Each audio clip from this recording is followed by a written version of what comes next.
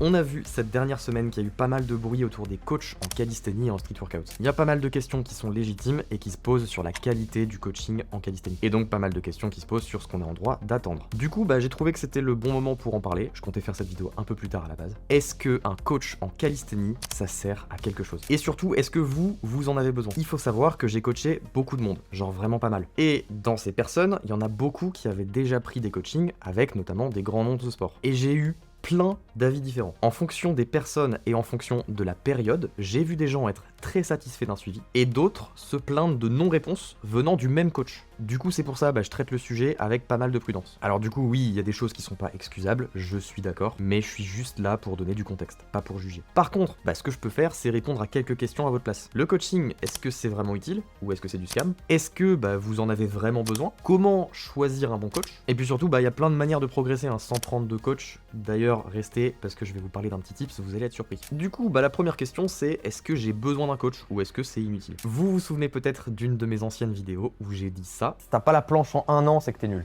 Par rapport à ça, si la foule c'est un de vos objectifs les plus précieux et que un an après c'est toujours pas là, je suis désolé, mais vous auriez pu l'avoir plus vite. Et du coup, dans cette situation, oui, il faut changer quelque chose. Prendre un coach, j'en sais rien, mais en tout cas, il faut changer un truc. Attention quand même, il y a des situations particulières, il y a des gens pour qui le street, c'est un hobby du dimanche. Ils ont d'autres priorités et d'autres objectifs dans la vie que la full planche, donc dans ces cas-là, c'est vraiment pas grave de pas avoir la full planche en un an. D'ailleurs, je pense que cette phrase les affectera même pas, parce qu'en vrai, ils s'en foutent, et il y a moyen qu'ils tombent même pas sur la vidéo. Maintenant, si vous vous sentez touché par cette phrase, je pense qu'il y a un petit truc à jouer quand même. Du coup, évidemment, c'est valable pour d'autres figures, le front lever c'est pareil, si tu l'as pas en un an, à un moment, c'est qu'il y a quelque chose qui va pas. Pour certaines figures, c'est pas forcément valable, mais en tout cas, planche front lever, si vous les avez pas en un an, il y a un problème. Un autre point qui pourrait être intéressant de prendre un coach, c'est si tu débutes, si tu sais pas trop par où commencer et que t'es un peu perdu, effectivement, prendre un coach, ça peut aider. Pour avoir actuellement un élève avec qui on a vraiment débuté de zéro ensemble, genre vraiment zéro, on a pu prendre directement des bonnes habitudes, des bonnes activations, et du coup on a gagné énormément de temps. Évidemment, prenez un coach si jamais vous stagnez, et si jamais vous êtes dans la situation où vous avez testé plein de méthodes d'entraînement différentes, mais que ça donne pas grand chose, c'est pas la méthode d'entraînement le souci, c'est sûrement les activations, donc pareil, essayez de changer quelque chose. Essayez vraiment de prendre du recul sur votre situation. En fait, quand on s'entraîne, on est un peu dans cette cage où on sait très bien analyser le problème des autres, mais on voit pas son propre problème. C'est difficile de se détacher de prendre du recul. Et évidemment, un coach, ça pourra le faire beaucoup plus facilement que vous. Évidemment, si jamais vous vous blessez régulièrement, c'est sûrement que vous faites quelque chose de mal. Dans un premier temps, déjà, consultez un professionnel de santé, logique, et ensuite, potentiellement prendre un coach qui vous montrera les bons placements, les bonnes choses à faire pour éviter de placer trop de contraintes et de vous blesser encore. Avant de continuer sur le coaching, sur les coachs, sur tout ce sujet, j'aimerais vous parler d'un truc qui est très très important et carrément sous-coté. Je parle de votre investissement personnel envers ce sport. En fait, j'ai déjà eu des gens en coaching qui viennent vers moi, qui sont prêts à prendre un coaching, mettre 200, 250 euros. Sauf que quand je discute avec eux, je comprends très vite que ces 200, 250 euros, ils feraient bien mieux de les mettre pour eux-mêmes. Pour par exemple, se déplacer sur des compétitions, se déplacer sur des rassemblements. Ça va permettre de connecter avec les gens et je vous assure que sur certains événements et certaines compétitions, c'est tellement énorme de voir ses athlètes préférés, de voir des figures dont on rêve être fait dans tous les sens. C'est un autre monde. On rencontre, on connecte avec des gens qui ont vraiment la même passion que nous, on est à fond avec eux. ISN d'ailleurs, qui arrive très bientôt, au moment où la vidéo sort, c'est un des meilleurs événements, si ce n'est le meilleur événement. Pour le coup, j'ai pu participer en tant que cadreur à l'édition numéro 1, c'était juste exceptionnel. J'ai entendu dire qu'il y avait des gens dans le public qui, par émotion à la fin, pleuraient tellement c'était quelque chose de fort. Et ça, en fait, ça a quasiment le même coût qu'un coaching, mais ça va vous booster aussi pendant 2-3 mois. C'est un investissement qui est super intéressant. Et l'argument de certaines personnes qui ne font pas ça, j'en ai eu en coaching, ils me disent « Ouais, mais j'attends d'être fort parce que je préfère montrer un bon niveau. » On s'en fout. Personnellement, j'ai pu connecter sur le tout premier assaut que j'ai fait, je crois que c'était en 2021, avec certaines personnes qui sont aujourd'hui mes meilleurs potes. Donc vraiment, s'il vous plaît, en même temps ou avant, comme vous le souhaitez, d'investir sur un coaching, pensez à investir sur les gens qui vous entourent, pensez à investir sur le fait d'aller connecter avec les gens. Vous verrez que le street n'aura plus le même impact et vous verrez aussi que votre progression, elle sera vraiment décuplée. Surtout si vous vous entraînez seul, que vous connaissez personne, que vous êtes tout le temps au parc et qu'il y a que des gens qui font des tractions et que vous voulez faire du statique, franchement, prenez en considération ce que je viens de vous dire. Bon, maintenant, comment on choisit un coach? Parce qu'il y en a qui ont besoin d'un coach. Alors du coup, vous vous imaginez bien que j'adorerais vous dresser une liste des pires et des meilleurs coachs, sauf que je vais évidemment pas le faire, ça va juste m'attirer plein de problèmes, vous vous doutez un petit peu que c'est pas possible. Et surtout, un coach qui a pu être bon par exemple en 2024, a pu aussi être vraiment moins bon en 2025, et peut redevenir carrément très bon en 2026. Parce que forcément, en fonction de vos besoins, ça va aussi différer sur le choix du coach. Donc du coup, je vais vous dresser une liste des choses sur lesquelles vous devez faire attention. Les choses que vous devez regarder quand vous prenez un coaching, quand vous vous intéressez même de loin sur le fait de regarder qu'est-ce que tel coach présente, qu'est-ce que tel coach offre. Bon, en numéro 1, c'est le niveau. Si la personne enseigne quelque chose dont elle connaît que la théorie et pas la pratique, c'est mort. Elle pourra pas voir les subtilités et analyser votre figure correctement. Je vous le dis tout de suite, par exemple, venez pas me voir pour du one arm handstand. Je suis horrible. Pour de la one arm planche, pourquoi pas, j'ai eu un bon niveau. One arm handstand, c'est pas moi qu'il faut aller voir. C'est pareil pour le front lever, j'ai déjà eu un petit niveau en front lever, donc si c'est juste pour apprendre le front en lui-même, ça va, si c'est juste pour apprendre une première pull-up, ça va, j'ai déjà eu 3 à 4 pull-up to touch, une pull-up to touch no fall, c'est un peu de wide, c'est faisable, je connais un petit peu la théorie. Maintenant, si vous venez me voir pour du SAT, vous êtes pas au bon endroit, vraiment fuyez, genre c'est vraiment tout sauf moi. Numéro 2, on va parler de l'activité de l'athlète, et d'ailleurs c'est un truc dont j'ai été coupable pendant quelques temps. En fait, je viens un peu de me rendre compte, mais le coach doit pratiquer ce sport, il doit avoir la flamme et la passion pour ce sport. Il s'agit pas d'être top monde, il s'agit d'être passionné comme je peux l'être maintenant. Il y a rien à faire, mais quand on est passionné, bah on s'investit à 200%.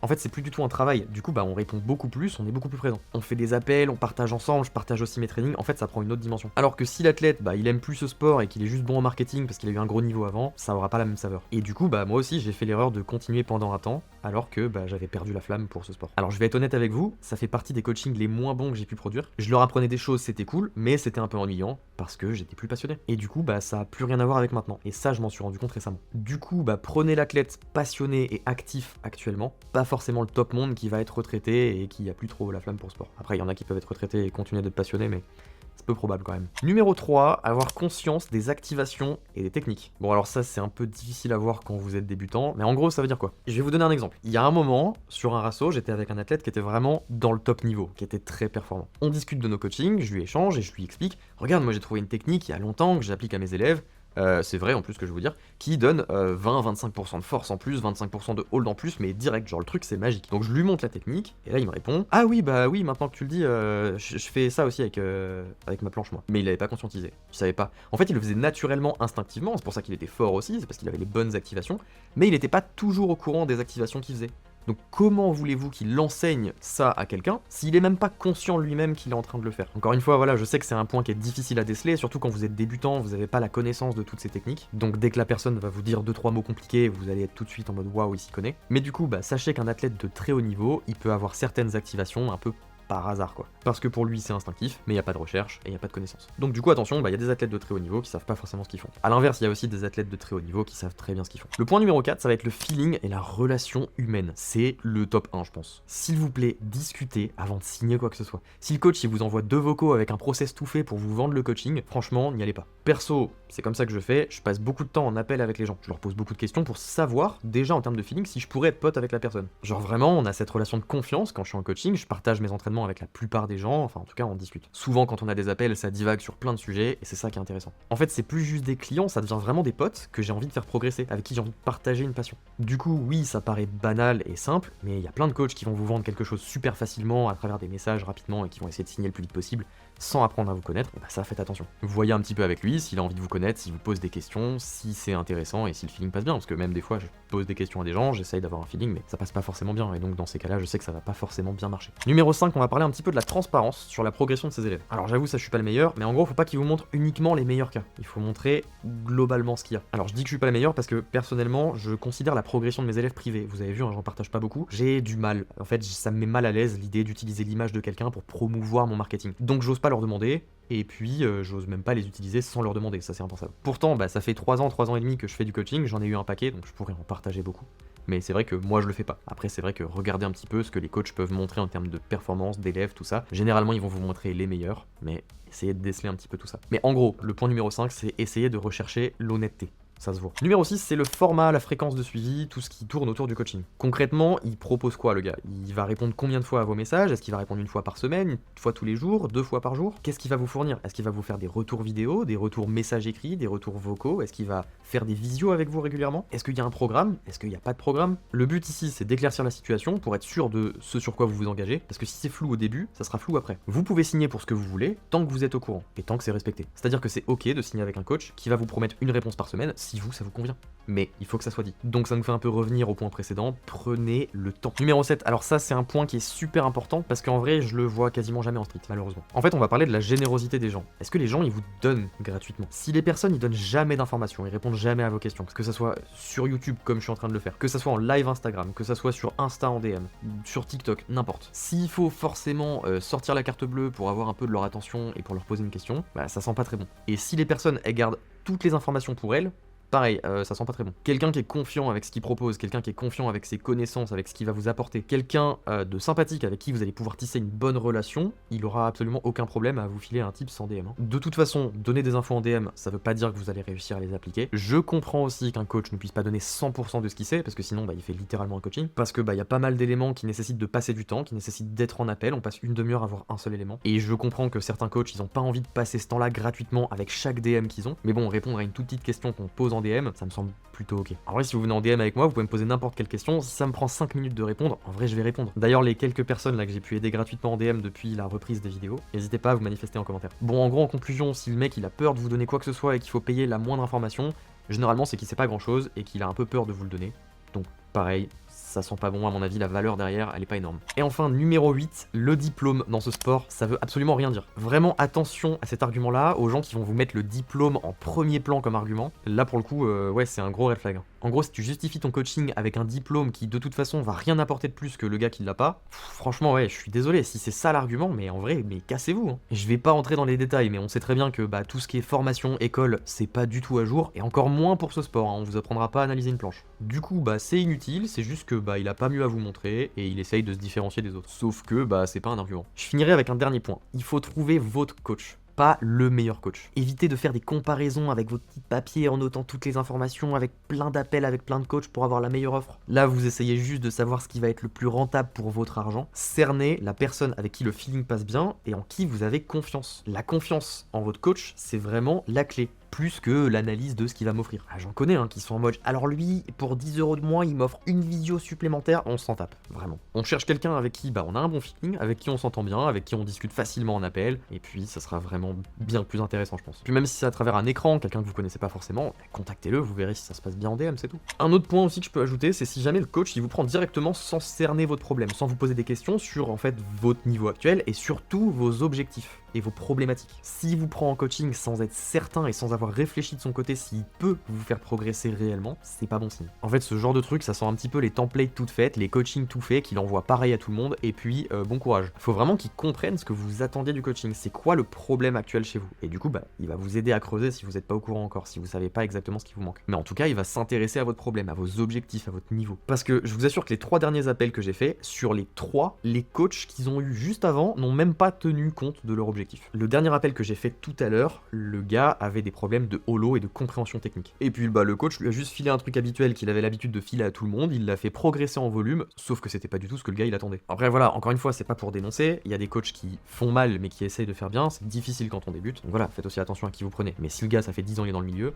faites gaffe quand même. En tout cas, parfois, c'est pas le coach le problème. Parfois, c'est juste vous qui avez mal choisi. Vous avez pas assez discuté, il a pas cerné votre problème, et du coup, bah, des fois, ça peut mal se passer à cause de ça. Bon, attention, parfois, c'est vraiment le coach le problème. Ça arrive, c'est malheureux, c'est comme ça. Évidemment, bien sûr que, bah, y a des coachs, ils sont là pour le business, ils sont là pour faire de l'oseille, ils s'en battent les couilles de votre progression. Ils s'en foutent, même s'ils vous le disent, de votre passion pour ce sport. Eux, ils voient votre compte en banque. Mais bon, en vrai, en général, si vous discutez avec ces gens-là, ça se voit assez vite quand même. Un autre point. Comme je vous ai dit, j'ai eu des périodes de coaching moins qualitatives que d'autres, c'est sûr. Et d'ailleurs, j'ai eu certaines périodes dans ma vie qui ont été un peu compliquées, qui ont aussi affecté la qualité du coaching. C'est quelque chose que je vois aussi sur d'autres coachs. Et je vais prendre l'exemple d'un coach qui est très connu, encore une fois, je vais pas citer son nom, mais quelqu'un d'extrêmement bon. Vraiment, j'ai eu des retours qui étaient juste excellents envers son coaching. Et cette personne-là, bah, pendant 2 mois environ, elle a eu aussi une période un peu difficile dans sa vie. Et dans cette période-là, j'ai aussi récupéré des élèves qui venaient de cette personne et qui ont été extrêmement déçus. Et c'est pour ça qu'il faut communiquer, qu'il faut voir si le coach il est passionné, si ça va pour le coach aussi, parce que sinon il sera moins présent. Et le coach se doit aussi d'être honnête avec vous en fait. En gros, dans l'idée, dans tous les retours que j'ai eus, tout le monde fait des erreurs. Le tout, c'est juste d'en prendre conscience, de s'améliorer, de recontacter les personnes et de faire le nécessaire. Bon, il y en a qui s'en tapent, on est tous d'accord, c'est pas le sujet. Mais bon, en gros, le point c'est quoi? Ça veut juste dire, et c'est ça, enfin en fait c'est ça que je veux vous transmettre, c'est que un seul avis négatif, bah ça suffit pas pour tirer une conclusion. Les coachs, ils sont humains, ils vont faire des erreurs, ils vont tester des choses pour essayer d'améliorer leur offre. Des fois, ça va être le cas, des fois, bah ça va empirer les choses et donc ça va créer des coachings qui sont un peu moins bons malheureusement, même si l'intention était bonne. Mais normalement, bah on apprend tous de nos erreurs et puis bah si on met les choses bout à bout, normalement on progresse. Et d'ailleurs heureusement, heureusement que le coaching que je proposais il y a quelques mois, il y a quelques années, bah c'est plus du tout le même qu'aujourd'hui. Aujourd'hui, j'essaye vraiment de proposer le top du top. Un autre petit point rapidement que j'aimerais bien aborder, c'est la nuance entre un coaching personnalisé et des programmes que vous pouvez acheter tout préfet. En fait, déjà, la différence numéro 1, ça va être souvent le prix, mais cernez bien votre besoin. Il y en a qui vont avoir besoin d'un coach, et des fois, pour 100 € de plus, vous allez avoir quelque chose de personnalisé, alors que les programmes que vous allez acheter tout fait ne sont pas personnalisés. Si vous voulez acheter des programmes qui sont tout faits, j'aurais tendance personnellement à éviter les programmes type méthode d'entraînement, avec des tableaux, des exercices, des séries, des répétitions et une méthode, enfin je veux dire un entraînement tout préfet, tout